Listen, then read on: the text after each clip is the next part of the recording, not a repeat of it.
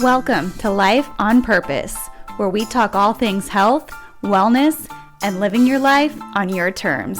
I'm your host, Brandy Eilert.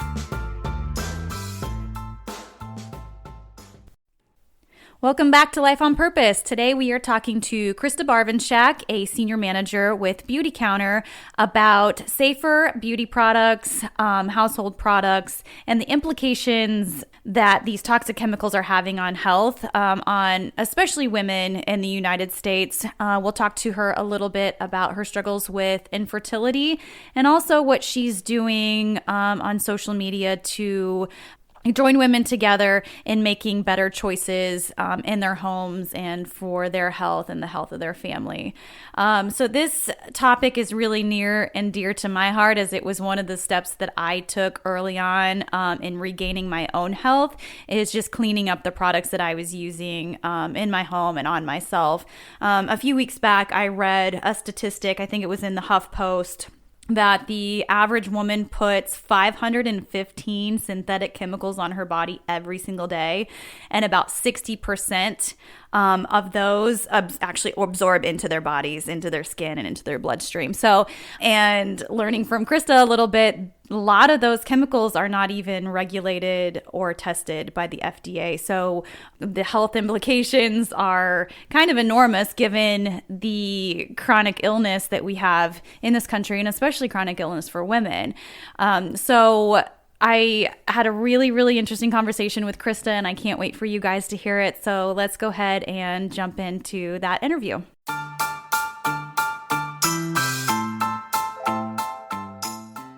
Today we are talking to Christa Barvinchak about non-toxic living, Beauty Counter, so makeup, household products, and anything that you really kind of use on your body. So let's go ahead and we'll just start by you introducing yourself and kind of like what you do. Yeah, thank you. I appreciate it. I'm excited to talk about it. Sure. It's obviously something I'm passionate about, so it just kind of is very easy for me to flow and talk about it and basically get together with my girlfriends and talk about other ways to be clean living. Sure.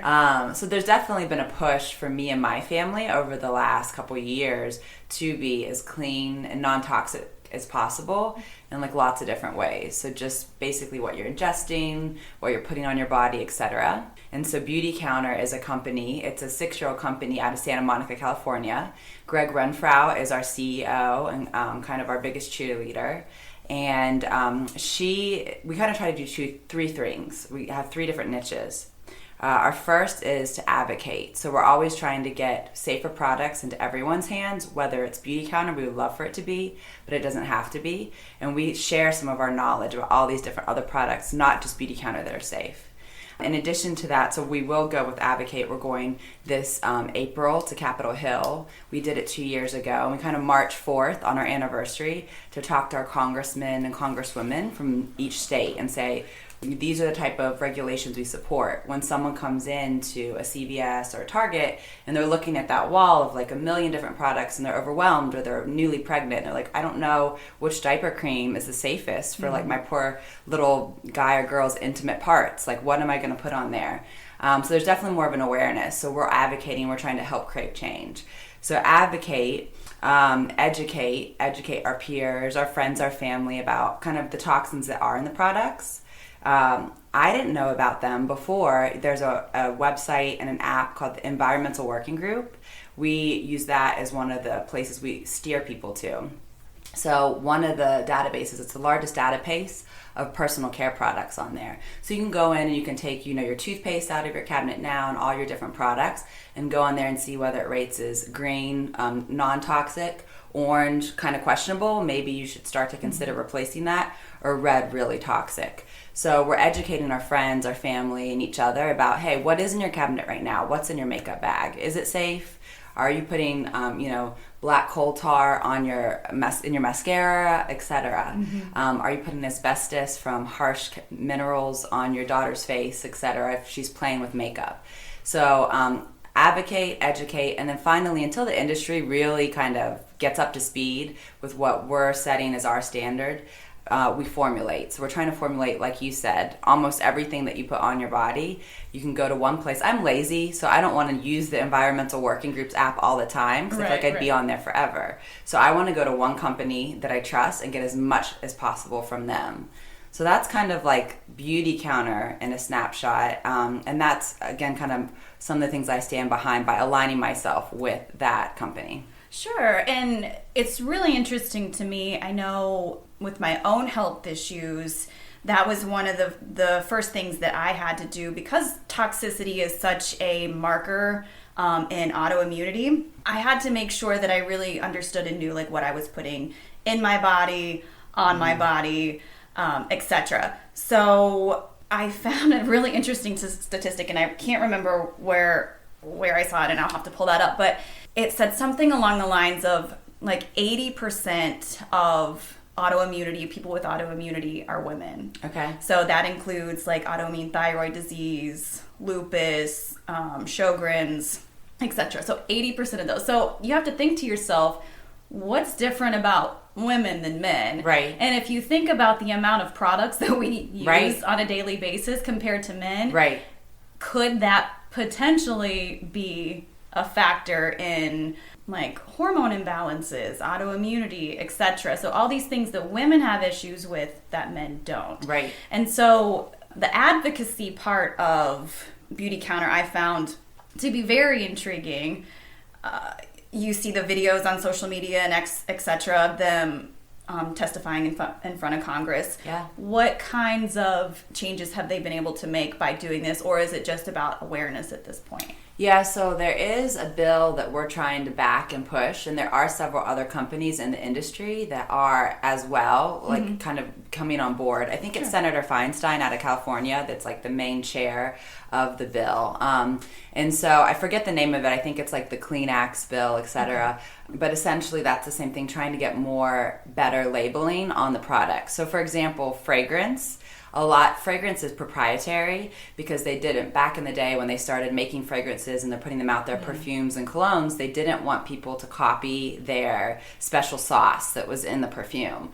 So fragrance, it was never said that you have to define what's in it. So in most of your products, if you look on the back and you see fragrance on it, that's a hiding spot for nasty, toxic chemicals. So if I remember correctly, and I haven't like done as much research on the bill that's on the floor that we're trying to get pushed through, and obviously there's a lot of pushback because a lot of people don't want to disclose what's in their products.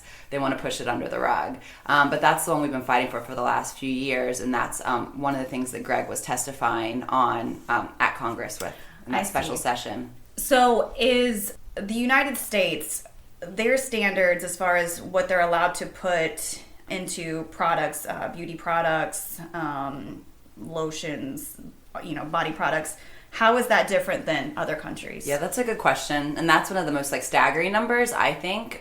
So we model ourselves after the European Union.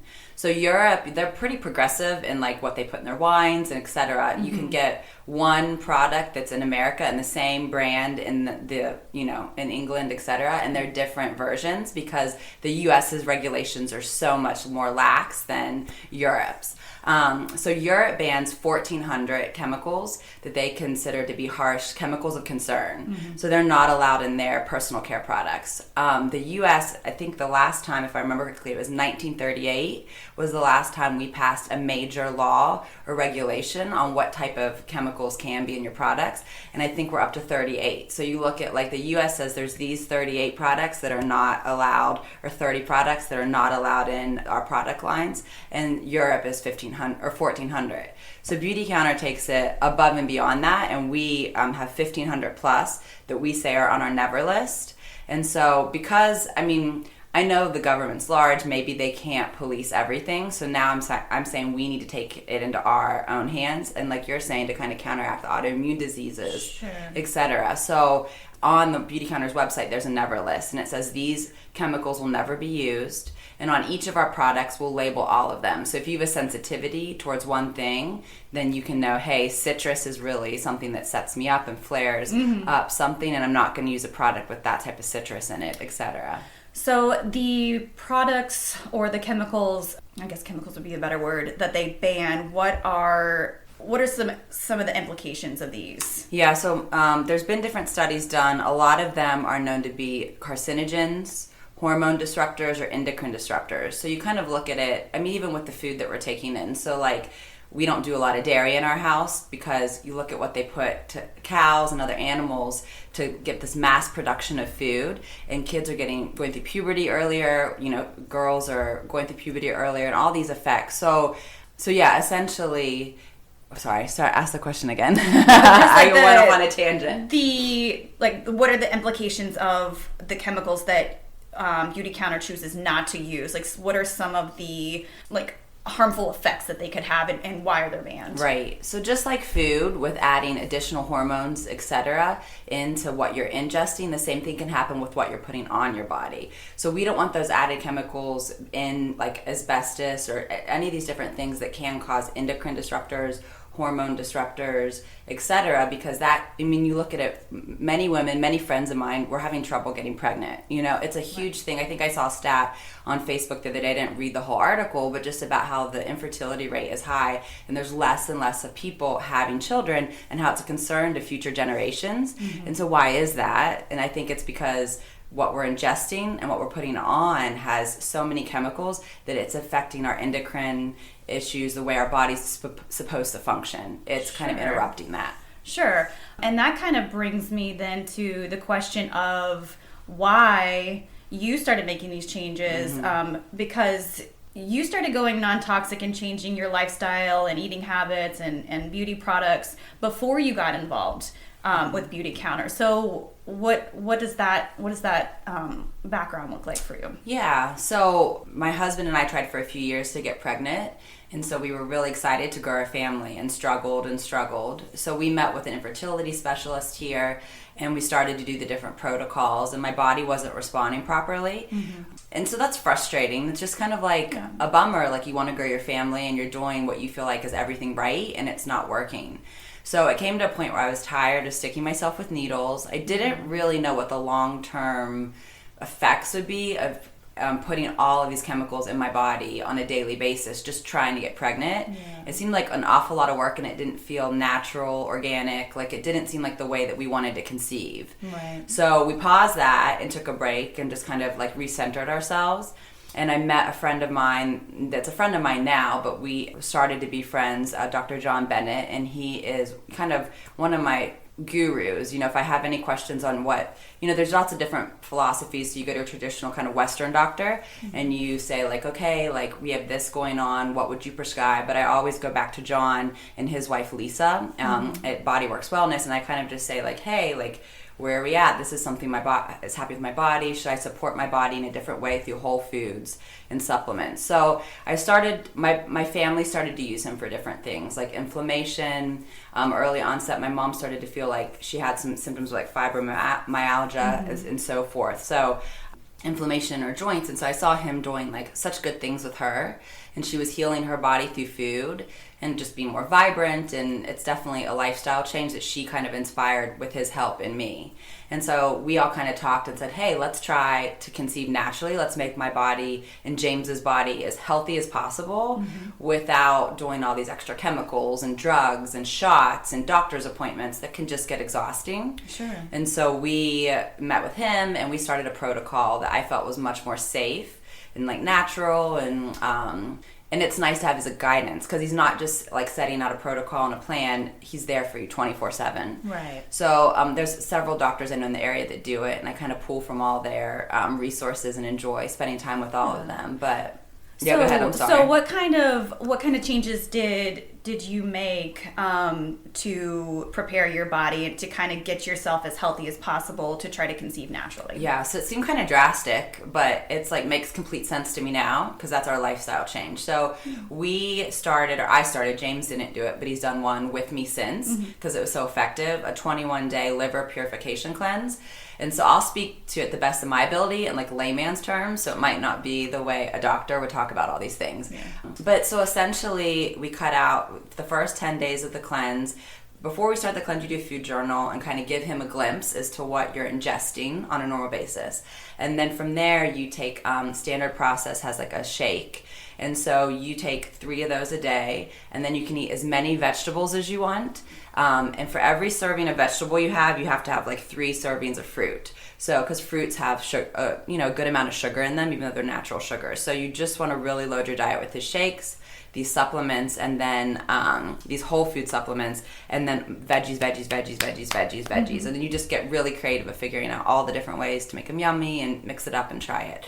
And so I did the cleanse, and so definitely like lost weight right away, but not all of it was fat. So he will kind of like hook you up to, I call it this electrode thing, and he runs it through your body, and he can tell how much body fat you have, how much lean muscle you have, how much extracellular mass you have, and how much intercellular mass you have. And essentially, one of the things that he kind of explained to me in layman terms is you want that water inside your cell, not outside your cell. If it's outside your cell, it's not doing you any good, and that's normally where like the waste and the toxins that your body can't get rid of are just hanging out. So my liver wasn't performing properly. My liver was taking, like, I would eat foods and have all these toxins in my body, and it would package them up in a garbage bag, and it wouldn't get them out to the curb. It wouldn't get them out of my body. It would just recycle through. Sure. So I had a higher level of fat than he would prefer, and a higher level of extracellular mass, and not enough lean muscle, and not enough intercellular mass.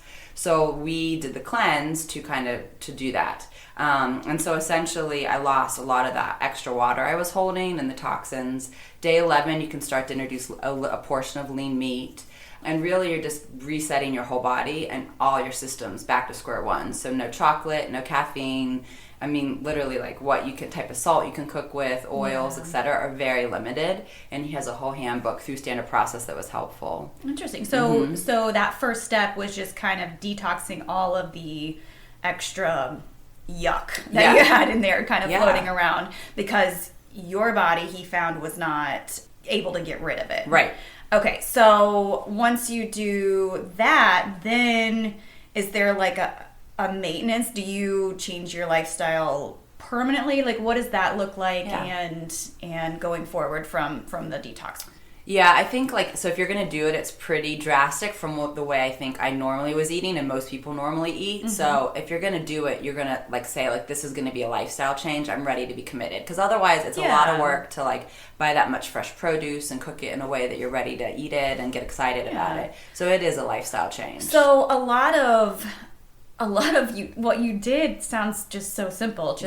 Just eating whole foods. Right. And supporting your body and what it's naturally meant to do. Getting back to basics, probably the way our ancestors ate. Why are we eating all this processed food right now? It makes no sense. Right. So what was the outcome after all this work? Yeah, so essentially, I cleansed. It was a lifestyle change like we kind of just talked about. But when you kind of you find your new normal afterwards, and you don't just go to eating burgers again. You know what I mean? You start to add, if nuts were important to you, start to add a little bit of nuts in. So you slowly find out, then too, if you have any things that you have reactions to or your body's sensitive to.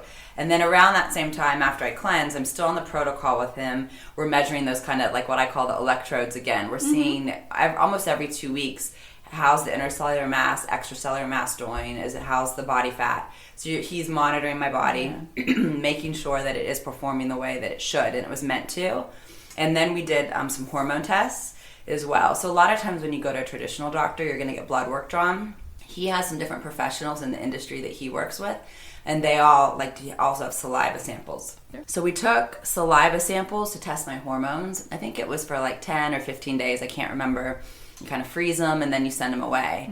And so once he felt like my body was in the right direction, it wasn't exactly where he wanted it to be hormonally, because he was testing my hormones as well. And the supplements he gave me were also tailored to me to support my female reproductive system. So this whole process, you were able to see that what you were doing, these changes, dietary changes, etc., the detoxing, you were able to see through saliva and or blood work that it was changing things. Yeah. That's interesting. That's really interesting. So it didn't feel futile. No. Good. No. So, after the first couple of days of feeling kind of grumpy because you're not used to not having your coffee or your chocolate or some of your normal stuff. And to be honest, there were nights, because you journal and what you ate each day, how you're feeling, your energy level. And when I talk about a cleanse too, this isn't like you're not in the bathroom every minute. Like this is a normal, gentle, organic, like you're eating a bunch of it. It felt good. It wasn't like you couldn't go to work. But there was nights where I'd like sit and I would like cry in my closet because I would try a new recipe and like I hated it, but I was like, well, at least I tried, but I just don't want to eat it. I'm so hungry. Like, what do I do? Change is difficult. I mean, especially when you talk about the things that you're eating and drinking and habitually doing every day, because a lot of those a lot of those things that you're doing are habits, and kind of that mindset shift and making a complete overhaul of something that's so ingrained in you can be difficult. I completely can commiserate with that. Yeah. For sure. So it was, but it's not like an easy road. And I think that people need to understand that too, that when you do make these changes and you do decide to go a more holistic, natural route for your health, there's a period of mourning, like you said, a little bit, and this period of frustration. Right, and that's the same that ties into the beauty counter. It's like you have to really want it. Like if you want a clean lifestyle with your makeup, with your skincare, with your kids' body wash, with their shampoo, like you might try something and it gives you a reaction and you're like, some people just throw up their hands because we naturally want to hit the easy button. And I'm like, well, wait, like if I would hit the easy button during the cleanse, like I would have never got what I got at the end. So you have to just kind of be willing to work with someone like me that says, okay, like this product didn't work for you, it caused you a reaction. How is that counteracting with your toxic mascara? Like it could be something like, so you got to be committed either way to clean beauty, clean lifestyle, clean eating, Sure. No, I mean it makes complete sense because there is this building factor. So you got to think about the things you're putting in that are building up, putting on that are building up, and there's obviously going to be this period of detoxification. No, exactly. And that's what was nice to have Dr. Bennett and Lisa, his wife, because when you would have a setback and be like, my energy's low, etc., or the hormones aren't responding properly, or this is what I'm feeling, he could say, this is normal, or this is not normal, and this is how we should move forward. And same with me, it's like, okay, like you had a reaction that could be because your skin's detoxifying or your armpits are your body's supposed to take some of these processes. You gotta like stay with me. That's what I really, really love for myself, and having chosen going the more holistic alternative route. Although I don't really like the word alternative medicine because it is the way that we've done things for thousands of years before the more, I guess, traditional model that you would say today. But it's all about digging deeper. There's not a one-size-fits-all approach when it comes to like holistic alternative medicine, so functional medicine if that's what you want to reference it as, but it's very individualized and okay, this isn't working, so let's see where else we can dig a little bit. And for you, at what point did things start to really turn around? That's a good question. So after literally the first few days feeling crummy, then after that, like I just felt like I saw the world clear and I wasn't as cloudy and I didn't have this haze over my life. I felt like my body was moving better, I was more active. So the cleanse itself, James and I still do every once in a while because it makes us feel so good and resets our body. The hormones, like I did notice differences. So, when your libido is supposed to peak, certain things that whenever you're going to traditional, what I would call Western doctor, and they want you to feel your mucus and see like if this is how it should be, and these are the days you should be ovulating, these are the clues you should be looking for, this is your basal body temperature, all those things that were hard to figure out before started to naturally come back in line, which was so cool. And so it was funny because Dr. Bennett called me to tell me what the results of my saliva tests were. And so he said that like, hey, like you're not exactly like where I would perfectly want you to be. I think what we talked about was that, and he could measure this, and I forget exactly how he measured it all, but like my ovulation, a normal ovulation window should be like, let's say 3 days. I don't know if that's perfectly right in science, but that should be a few days. And mine was like 1 day. So certain hormones of mine weren't like firing properly. So the window was so small. And like, I mean, we all lead busy lives. Like if your window's that small, it's going to be very hard to get pregnant. Very difficult. Right. So he was like, explaining that to me. He's like, yeah, so as I thought, like your window is, maybe it's supposed to be 7 days. He's like, it looks like you have 3 days of good fertility. Like we definitely want to keep doing the protocol and getting you closer to this like optimum. And I was like, oh, well that's cool, but I'm pregnant. He was like, what? So he's excited. Fantastic. I mean, he wasn't surprised because he knew the protocol would work. He knew my body was responding the way it should.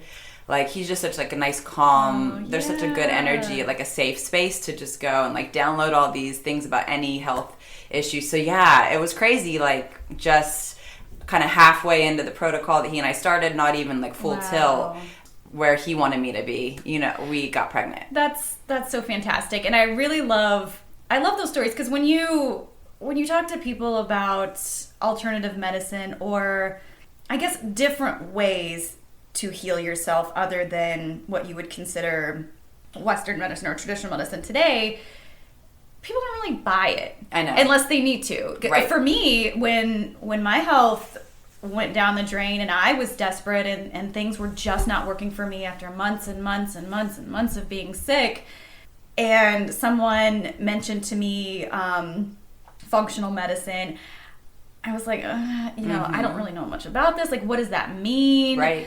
But until you take those steps to really learn about what it is that your daily habits are doing to you and why these things could possibly be making you sick, and then do things to alter those. Yeah. It's not harsh drugs. Right. It's not anything that you are, having to inject or all these, crazy methods. It's simply like changing your life. It's changing your diet. It's supporting your body. It's getting rid of inflammation. It's getting rid of toxins. It's just, it sounds so simple. Right. It sounds so simple. But you need a tribe, because, I mean, that's what, like, I like about Beauty Counter and, like, even just you and I being friends, too. It's like, you start to align yourself with people that have other tips and think the same way you do. And it's like, oh, good. Like, Brandy told me that. I'll have to try that. Or I'll have to listen to that podcast or try that recipe. So it's, like, so nice to get that reinforcement, because you need all that to lean into. Absolutely, because it's not easy, and especially when the majority of the population doesn't live like you or I do, or eat like you or I do, or have or use certain products or don't use certain products like you or I do. It's kind of isolating sometimes, and you want to be, just like, hey, this really works. I promise, and give it a try, and you can feel great too. Because I think the one thing for me, aside from turning my health around, was just the amount of energy, and kind of, I like what you said earlier about this like cloud being lifted. You didn't feel like you were just kind of, flitting about with no real intention. Reason. Yeah, and when you start to live like this, it's very conscious living. It's very on purpose. You really start to think about, what it is that you're doing every day. Am I being mindful of the things that I eat? Am I being mindful of the things that I'm putting on my body? Am I being mindful of my emotions? Right. Because, I don't know about you, but that was a really big thing in my life, is just getting my emotions in check and kind of checking in with myself a little bit more. Because you don't really... you get used to not doing that. You're kind of taking care of everybody else. Right. So, I mean, there's this very overall whole picture that puts everything all together and kind of makes it all work again. So so you did end up getting pregnant, and that's really fantastic. I love hearing like those stories that kind of, lead into like really feeling positive for other people to kind of look into more alternative methods and kind of changing their lives. So that's really great news. So you, after all this, got into Beauty Counter, and you do that. So what else? Like, how else have you changed your life and your lifestyle and kind of gone non-toxic other than makeup? Yeah. So, I mean, essentially, it's with the nutrition was the first step, and seeing how well that helped my body, my family's bodies. And so even still, like you said, it's a lifestyle change. We're still, adjusting things. So even after being pregnant and then breastfeeding and then not breastfeeding, like your body as a woman is having to perform at different levels at each of those times, and you need different support. So we're constantly checking back, and I'm like, hey, I can tell my period's coming every month because I'm like a raging pain in the butt. Like, you could say hi to me 2 weeks ago, and I'm like, oh, hey, Brandy, how are you? And you say it to me the exact same way, and I'm like, why are you saying it to me that way? What is the problem? So it's cute. It's amazing how much hormones rule a lot of women's lives and part of men's too. So but I can tell things are still out of whack sometimes now. So it's constantly going back and like leaning back in. And so sometimes I might be living the lifestyle of nutrition 70-30, and now I'm trying to amp it back up to 90-10, you know? So we're always, that's a goal. It's never a perfect plateau. And so that was a natural progression. I didn't even think honestly about like what I was putting on my body. And so my girlfriend Erica introduced me to the brand. And I trust her a lot. So for her to bring it to me, it was an automatic like, hey, I'm in. I want to use everything Beauty Counter and little by little build up my stash. And it just made complete sense to me. Yeah. And the more I'm in it, now I'm realizing there's all these different studies about like even like sunscreen last year, that traditional sunscreen, how it absorbs into your blood, I think it is within 24 hours. And they won't even let you in like Hawaii and Key West, Florida, in the ocean. They won't sell traditional sunscreens because it's killing the coral reefs. So what is it doing to our insides? Right. And I've seen those studies, and I've seen a lot of like the no sunscreens and all this stuff. So Beauty Counter actually was the first sunscreen that I switched to whenever I started making the switch. And it's just fascinating to me. Like, if it's killing the ocean, you're right. Like, what the heck is it? Right. What the heck is it doing to yourself? People just want to hit the easy button, and like I can recognize that because my husband's that. Like, my husband still fights me. Like, when the kids get sick, I take them to like what I consider the Western doctor, and I take them to Dr. Bennett within the same day. Yeah. And I try the more like holistic approach first. I support them through a chiropractic adjustment. I mean, Isaac, he was literally adjusted, and they don't do it the same way they do adults where they're like cracking things. It's more through pressure points, but literally like the day after he was born, he was adjusted. So where I, even in my own family, meet resistance of like that, not wanting to change and not wanting to do away from what kind of, like you said, is like the old norm a little bit. More people. Well, it's fascinating to me because I wouldn't consider myself an extremist in any sense of the word. I very much lean, at this point in my life, going through like what I had gone through and the healing process, to a more alternative route. But I am not at all against traditional doctors either. Yeah. I think there's very much a space for both to work together. And that's how we do it in our family too. It's we've married them together whether they like it or not. Yeah. Both methods, but it's more of a, okay, I'm going to try this first and see how this works, and then if it's not working and it's kind of a a more, I guess, not serious case, but whatever I'm doing now is not working, we'll go and we'll see our pediatrician, which has been fantastic too. I found a really great pediatrician who actually is really supportive of everything that we do here as far as that goes. But okay, so I kind of want to switch gears and go into the MLM, hashtag multi-level marketing, and how people are kind of like on this, it's kind of like a polarizing topic. Yeah. So some people are totally on board, some people aren't. So when you hear Beauty Counter and it's an MLM and people have this kind of like gut reaction, how do you handle that? Especially since it kind of seems like a very different MLM. Yeah. It kind of feels, I mean, with the advocacy and whatnot. So can you speak to that just a little bit? Definitely. Yeah, there's definitely a stigma around it.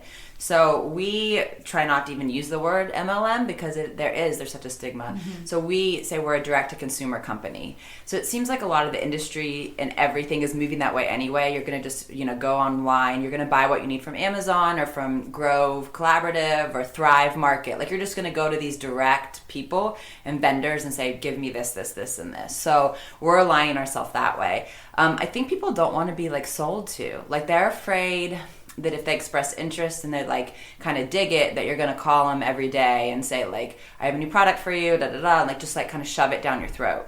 So with anything, like I was in sales before this as a realtor, and so I think it's kind of the same thing. Like when people need to buy a house or sell a house and they will come to you, then they're ready, but they almost don't want to be like harassed up to that point. So you have to find this like fine line of trust and like how to nurture that. So I think that's what it comes down to. Is I try to let, like, I think you and I talked a little bit before about it being the company and the person that's selling it to you, and like both of their temperaments, their energy, and it has to jive with you as the customer.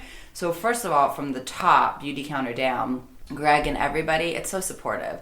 So what they tried to do when they created the company, they looked at a lot of other MLMs and they tried to say like, what were the pain points about those, and like how can we not do that for our customers. So like one of them, a lot of times with MLMs, if you become a member to get discounted pricing, you have to spend a certain point value or a certain dollar amount each month, and then you'll forget, and then you'll buy those things, same toothpaste you ordered last time, you're like, shoot, I didn't need toothpaste again, I really needed this instead.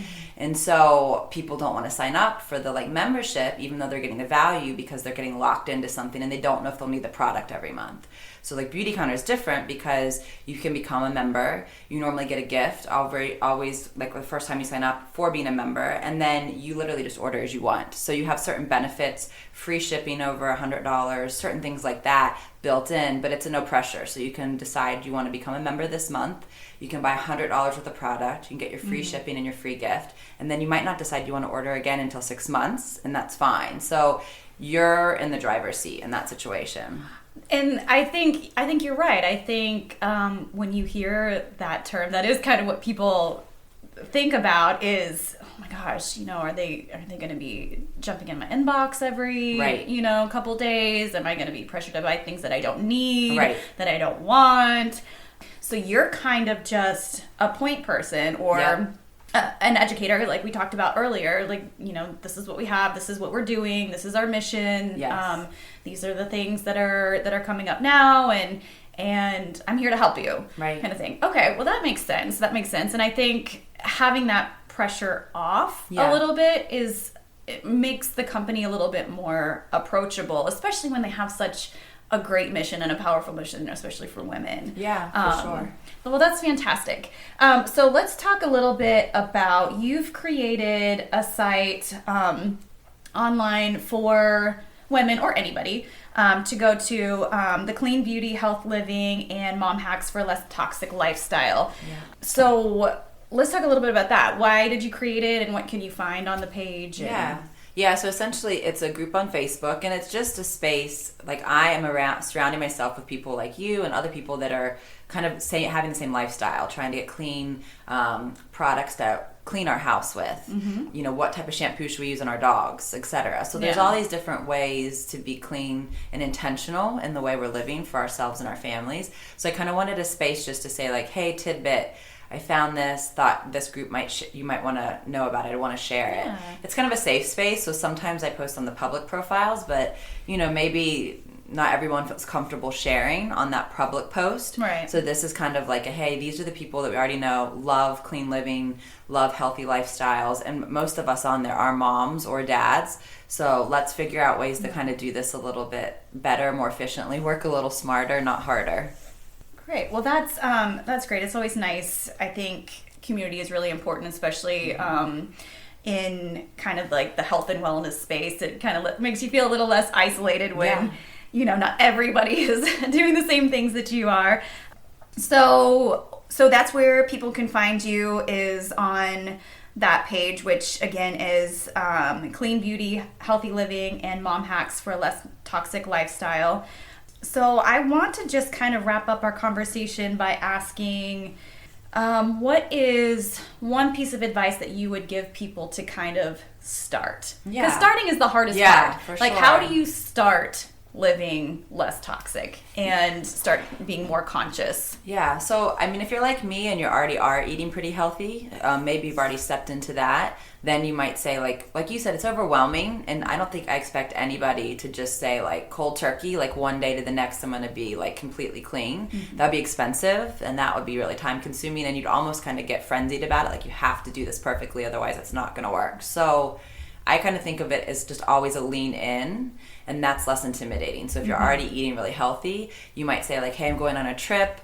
I'm going to need some sunscreen. Like, okay, this product that I normally traditionally buy, like it's expired. Where could I find a clean place? Let me talk to Christa. Let me go to the EWG app. Let me see what safe versions they have. Let me get a sample, etc. So just like start with like one or two things. Right. And vice versa. If you're already using like clean products at home, but maybe you're not eating organic or, your plate is mostly meat and carbs and bread, then let's like go that direction. Let's have 80% of the plate be vegetables, and then the other 20 be like a lean meat or protein, you know, etc. So I think lean into it. Don't feel overwhelmed that you have to do it all at once.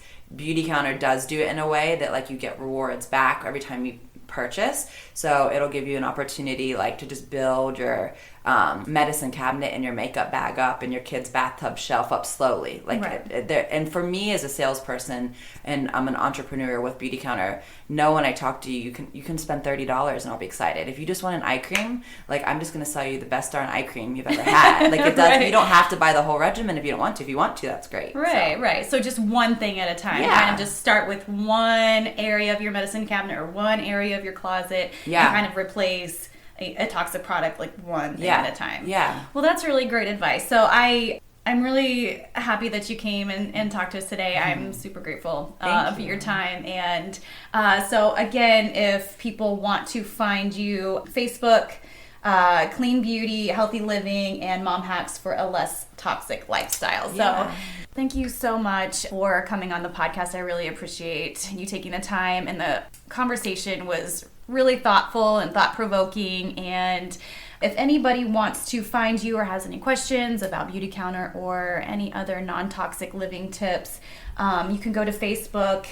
The page is Clean Beauty, Healthy Living, and Mom Hacks for a Less Toxic Lifestyle. So again, I appreciate it, and we will see everybody again next week.